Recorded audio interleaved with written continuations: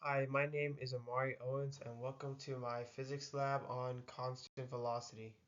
The purpose of this lab was to compare constant velocity through different methods of measurement. One method was to use the digital tracker program, which is an application that takes videos of real-world objects and computes different forms of measurement from that data. The second form of measurement was to use a computational simulation model called GlowScript, which uses Python code to simulate real-world physics. We will now compare the two forms of measurement to examine the rules of Newton's second law. Newton's second law is accurately described as an object's acceleration is directly proportional to the net force acting on it and inversely proportional to its mass. Otherwise described as net force is equal to mass times change in velocity. My first idea was to use the velocity update formula since we were working with net force, but since we're using constant velocity and in constant velocity net force is always equal to zero, I thought it'd be better to use the position update formula instead.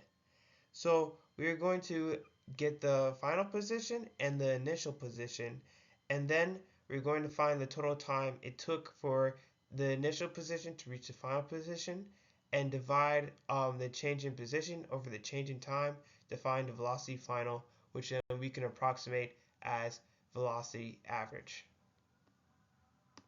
I'm now going to explain the initial conditions of the tracker experiment. The object was believed to weigh about 1 kilogram, and the object started from a moment of rest. The object was standing on a track with little to no friction, and the ending point was about 0.928 meters, and the object had no other objects interfering with it. My procedure for this tracker was first recording the object moving from a position of rest, then grabbing the video and putting it into the tracker program where I can compile all the data such as time and distance from the video. Using that information, I could then grab the final velocity and then use that to approximate the average velocity. I could then plug in the average velocity into my computational model on GlowScript. For my procedure on GlowScript, I then made a computational physics model using the idea of iterative prediction, and then iterative prediction works through calculating small increments of motion in very small portions. First, I had to calculate the velocity, then calculate the position, then increment the time at the end of the step, and then I would repeat that same process until I reached a certain time.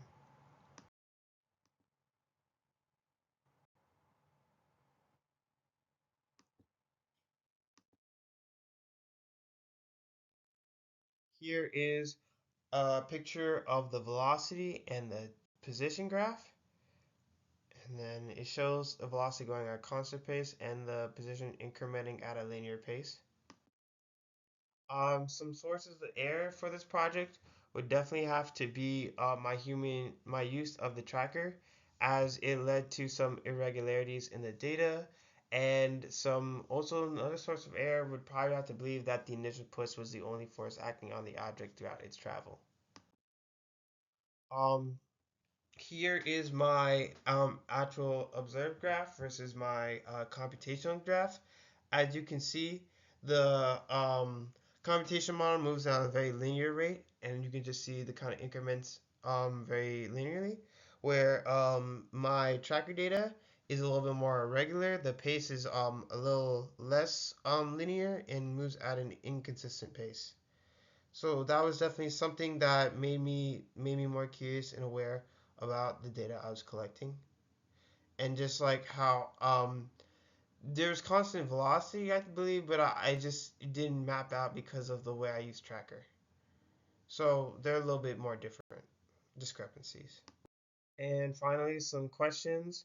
So first question would be asked if what if the axes were changed, as in like the instead of going on the positive axis, the negative axis. I think the only change would be in velocity, since velocity pertains to both speed and direction. I believe while my final position would be in the negative, I don't think it would change that much. Um, and then the second question is, how many forces do I think were actually acting on my model?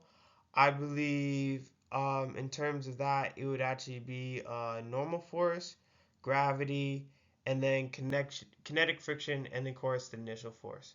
And of course, thank you for listening.